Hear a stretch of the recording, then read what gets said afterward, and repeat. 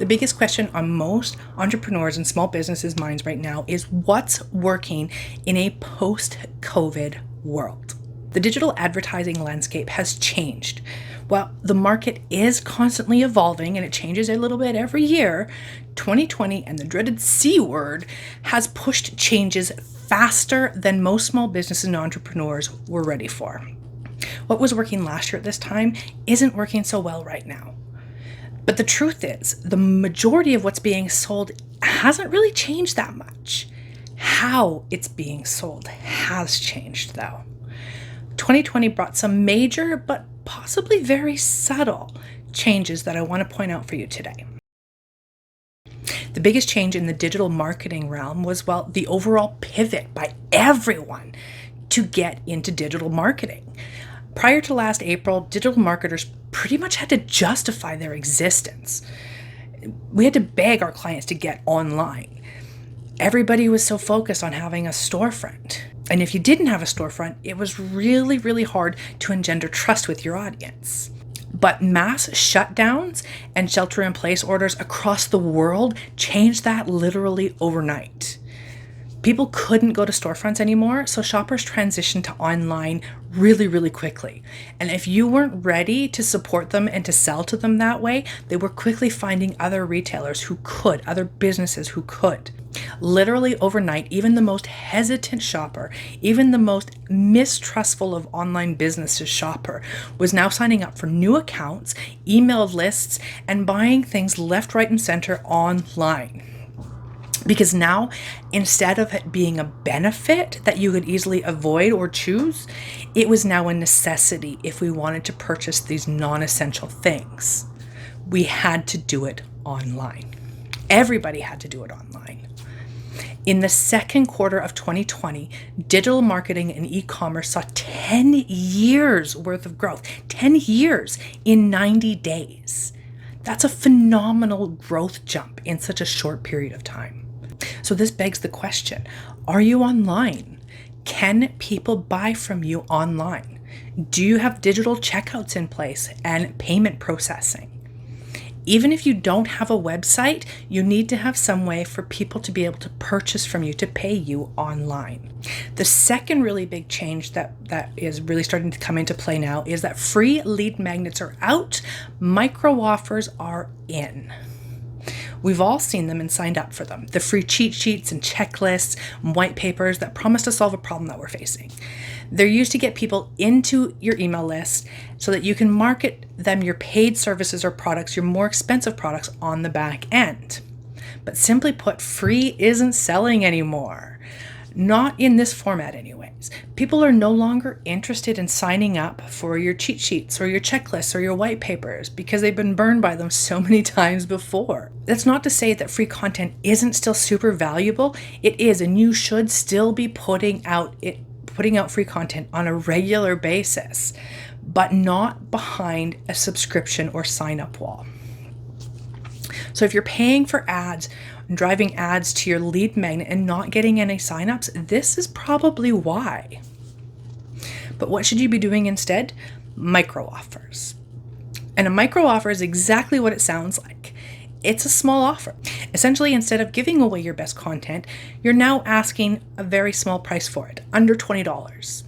In traditional funnels, this type of product would be an order bump, except now we're skipping the top end part of it, the product, and jumping right to the product we actually want them to buy first. Why this switch? There's a few reasons. The first comes down to perceived value. As consumers, we're more likely to believe that something free has minimal or zero value. So even when people are signing up for freebies, they're rarely actually even opening them, let alone using them. And if they're not using them, anything you try to sell them after the fact is a moot point because they haven't been able to see the value in your services beforehand. Number two comes down to quality of content.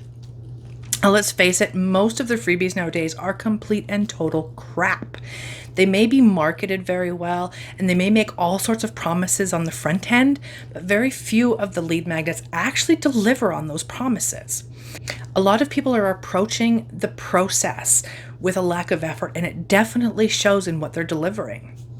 As a result, consumers have been burned a lot by subpar content and aren't willing to commit to giving you their email address in exchange for that subpar product. Another reason for the switch is that advertising costs have risen substantially. Free lead magnets were great when we could get all sorts of traffic for minimal financial investment. But now, organic reach is so low, it's laughable. So the only tangible way to get substantial traffic to your lead magnet is to pay for it. But ad costs have gone up so much that advertisers are now looking for ways to maximize their ROI. Enter the micro offer.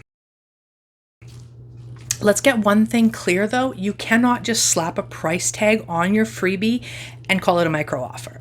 Your micro offer has to pack a ton of value and actionable insight.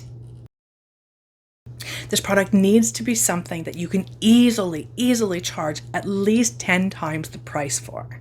Another big change for 2021 is that free webinars are almost out and multi-day challenges are in.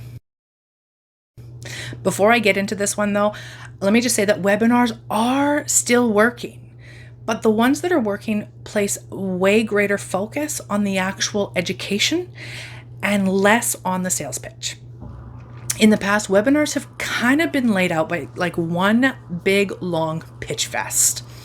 You go in and you're expecting to learn something, but out of the 90 minutes or so average runtime, you're only getting about 10 or so minutes of actual dedicated teaching time.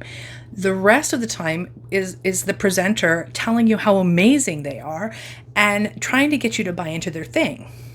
These type of webinars aren't working anymore. People aren't signing up for them, and with good reason. Nobody wants to listen to a 90-minute pitch fest. They want to learn. They want to implement. Which is why multi-day challenges are replacing the classic webinar framework. People want to learn directly from the source. They want to be able to ask questions too, and most webinars just do not allow that. There are also massive benefits to running a multi-day challenge, both for you and your audience. Multi-day challenges allow participants to actively engage with you and test out your style before they even think about purchasing. And you get to build a relationship with them in a more natural environment. In turn, they get to learn something tangible that primes them for your main offer. And during the entire process, you'll get a better understanding of who your audience is on an individual level while weeding out the tire kickers. It's the old show them you can help them by actually helping them trick. It's a win-win process that works every time. Changes in marketing are inevitable. While it's important to keep up with changes and implement new things that are right for your business when they come up, I think what we really need to be asking ourselves right now, especially after the events of the last year, I think what we really need to be asking ourselves is what isn't going to change? What is working now? What has continued to work for a long time? And what is going to continue to work in the future? And there really is only one answer to that question: email marketing. In the digital landscape, email continues to bring the highest ROI of all marketing tactics. And I'm not talking vanity metrics either, like impressions and opens. I mean actual financial ROI, return on investment, with an average return of between $38 and $42 for every dollar spent. There is a damn good reason why our inboxes are inundated with countless emails from just about every business under the sun. It's because email works. Even those businesses that don't like email are using email marketing. Take a look at the websites of some of the biggest social media marketers out there. What do they have? An email sign-up form. Because even they know that the biggest return is in the email list. Followers are great, but likes and comments don't pay the bills. And at the end of the day, if you piss off the powers that be, all of those followers can be gone in an instant. And then where will you be? Starting over again. That's where. And while yes, email marketing platforms can and do shut you down if you're not going to play by the rules, at the end of the day, your list is just that. It's yours. You can take that list and move it somewhere else. You don't need to stay there. Unlike social, where if their list is gone, it's gone. You got to rebuild from scratch. The biggest benefit outside of ROI to email is that it's literally the only platform that everyone is on. There's no guesswork. Your audience is on email. Everyone has an email address, and everyone has an email app on their phone. And everyone knows how to use email. The same cannot be said for any other social platform out there. According to HubSpot, 78% of businesses that use email saw an increase in list growth and subscriber engagement in 2020. 78%. That says only one thing. Email is not dead. Quite the opposite, actually.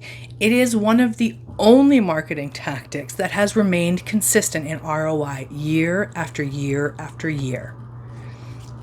So if you're looking for the thing you need to be implementing in 2021 to market your business effectively, email marketing is it.